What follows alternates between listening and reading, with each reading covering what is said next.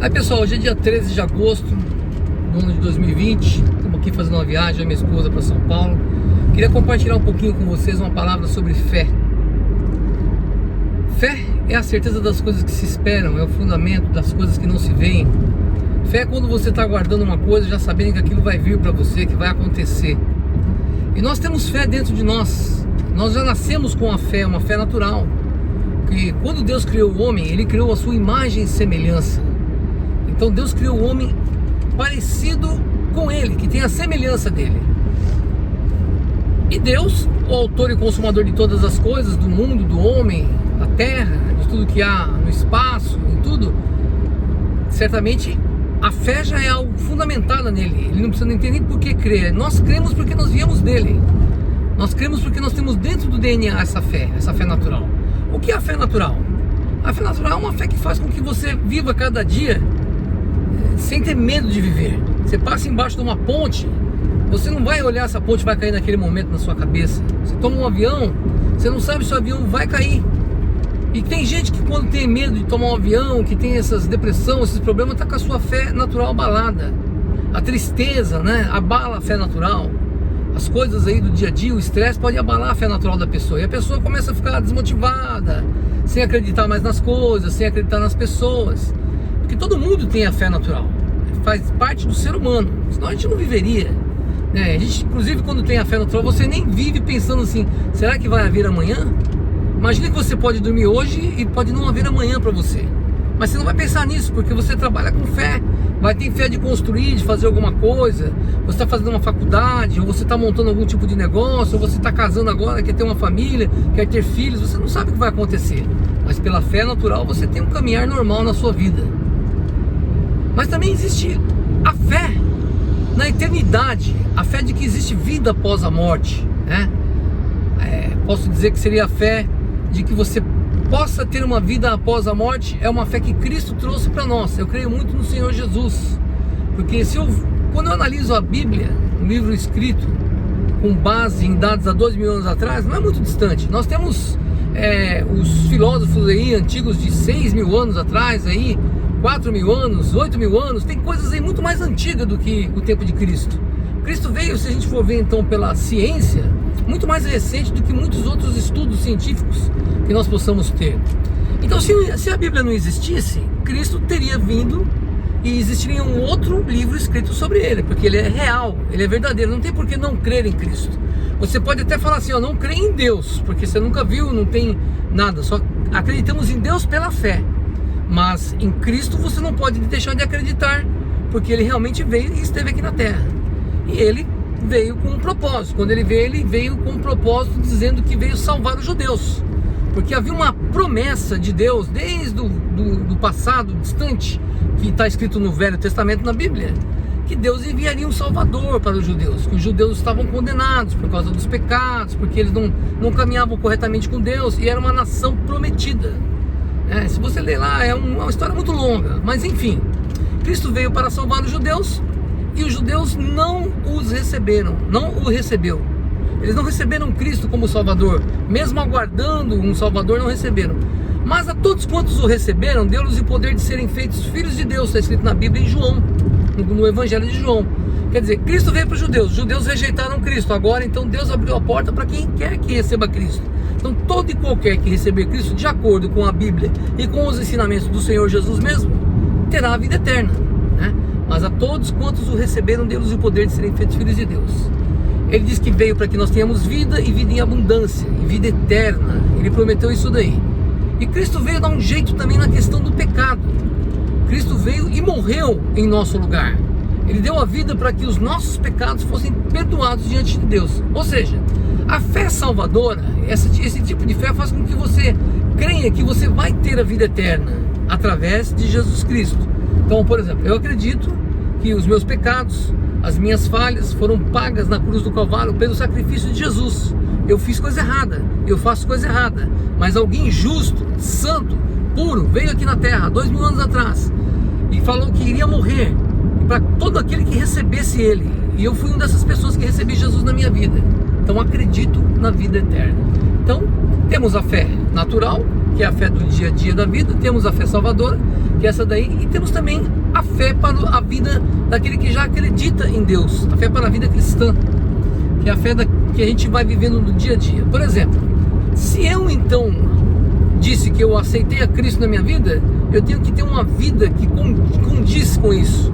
Eu tenho que ter uma vida separada, uma vida melhor do que eu viveria sem Cristo. Então, as coisas que eu fazia, que eu gostava de fazer, que eram do mal, muitas coisas erradas, o que eu fiz? Eu abandonei essas coisas e procuro viver uma nova vida para Cristo. E a partir daí Deus vai me dando força, né? Deus vai me dando força para eu vencer o pecado, para eu vencer o meu egoísmo, para eu vencer minhas vaidades, para eu vencer a mentira, para eu vencer as tentações, né? Vencer tudo que é nesse mundo, porque as coisas desse mundo aqui, ela pode nos atrapalhar de viver uma vida consagrada a Deus, consagrada a Cristo. E são muitas coisas que acontecem, coisas com questão de relacionamento, na vida material, na vida espiritual, na saúde, né? Decepções que a gente tem, muitas coisas podem tirar você do caminho de Deus, fazer com que você se revolte e aí chuta o pau da barraca e larga tudo para lá. Então a fé para a vida cristã é uma fé que tem que fortalecer você para que você viva de acordo com os ensinamentos de Cristo, onde a gente vai fazer ali amar o próximo, né? Amar a Deus acima de todas as coisas e o próximo como a si mesmo. Se a gente conseguir fazer só essas duas coisas, já é garantia que a gente tem a salvação na nossa vida, a salvação de Cristo.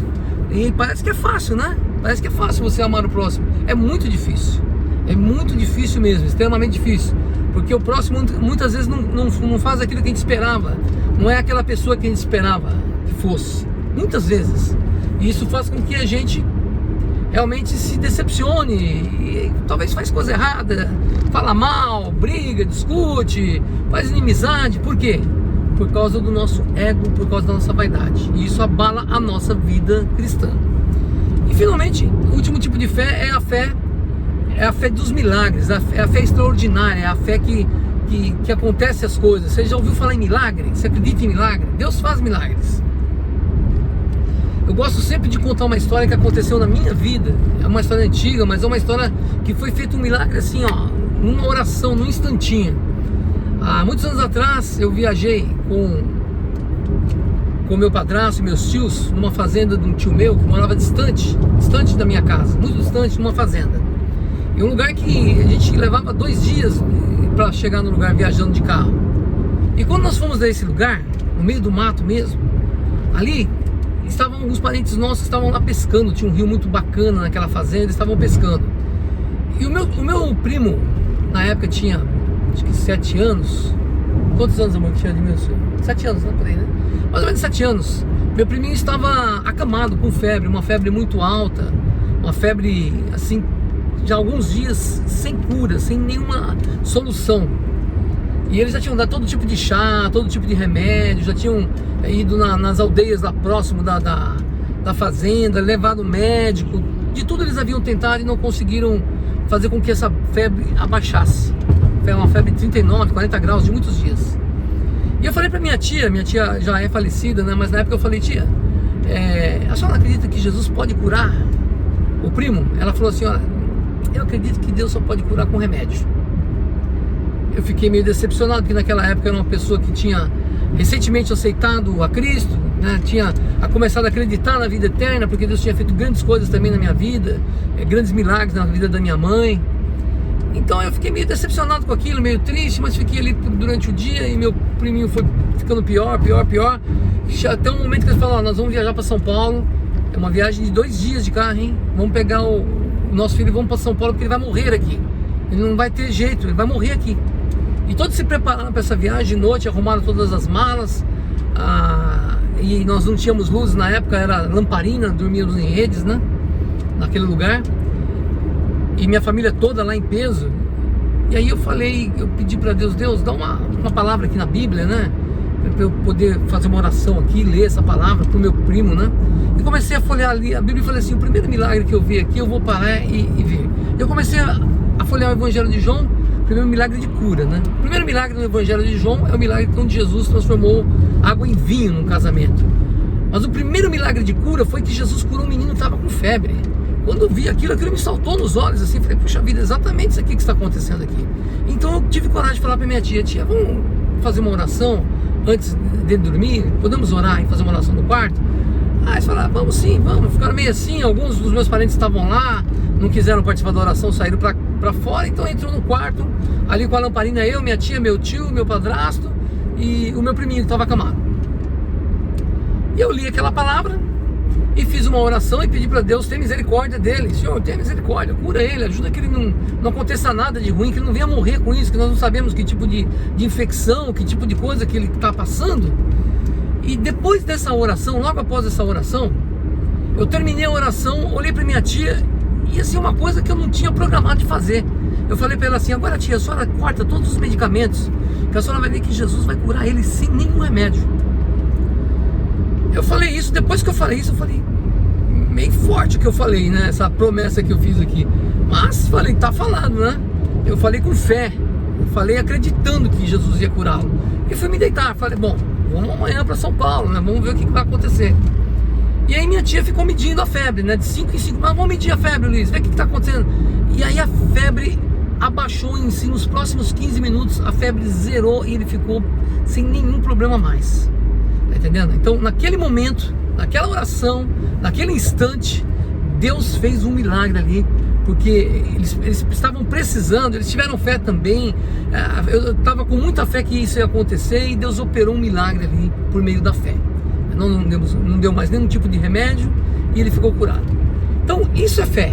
Nós temos que viver a nossa vida cada dia acreditando no melhor, acreditando na volta de Cristo, que está escrito na Bíblia, acreditando que Jesus tem o melhor para você, para mim, acreditando que Deus tem coisas boas a fazer em nossas vidas.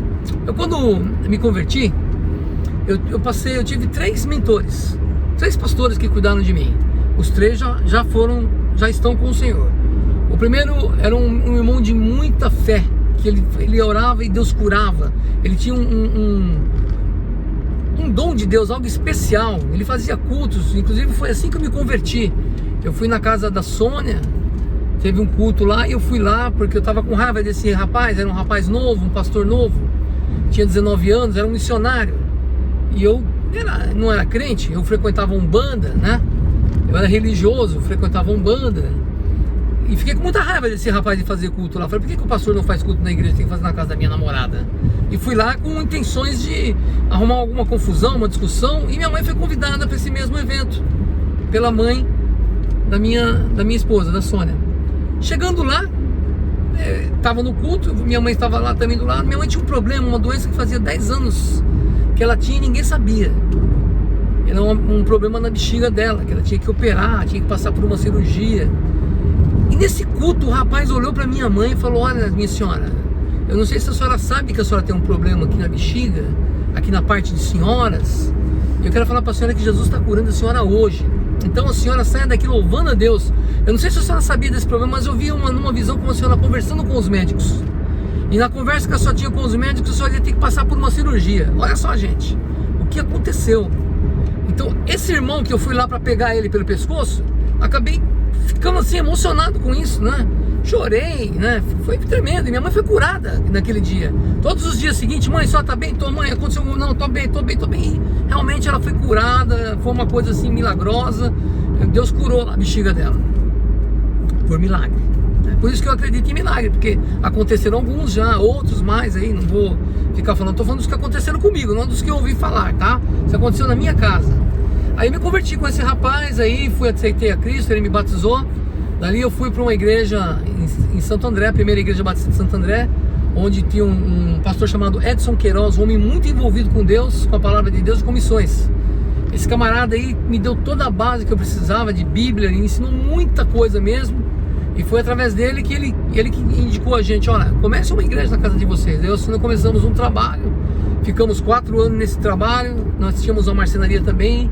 A marcenaria foi crescendo, o trabalho também. Nós tivemos que fazer uma decisão, orei e Deus falou para eu cuidar da marcenaria, não ficar na igreja como pastor. Aí ia ser consagrado a pastor ali já. E aí Deus indicou para a gente ficar na marcenaria. Eu entreguei lá o trabalho para a igreja mãe, uma igreja grande de 2.000 membros, que até hoje existe lá em Santo André, no centro, na rua São Vicente.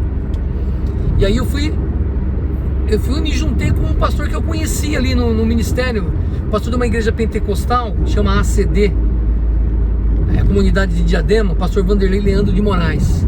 Esse aí foi a terceira pessoa lá. Eu fiquei uns 7 anos lá ajudando na igreja, como assim, tipo de um co-pastor ali com ele, ministrando a palavra, ajudando nos estudos. E foi tempo de bênção também. Então essas 3 pessoas que eu conheci são 3 pessoas realmente envolvidas com Deus, que alicerçaram muito a minha vida. Deus preparou pessoas que me alicerçaram em todos os sentidos. O Vanderlei era uma pessoa que gostava muito das coisas certas, de família, de cuidado, de moral, de trabalho, né? Ele não gostava de coisa errada, gostava das coisas certas. Foi um homem também assim que foi um exemplo. E Deus recolheu ele. Deus recolheu ele, recolheu o pastor Edson Queiroz e o Marco Antônio Espinosa, né, que foi o primeiro pastor nosso lá. Mas graças a Deus, essas 3 pessoas me demonstraram muita fé no viver, na vida cristã. Então eu quero recomendar a você que você busque a Deus, que você ore, que você acredite que as coisas vão acontecer na sua vida, como aconteceu na minha vida.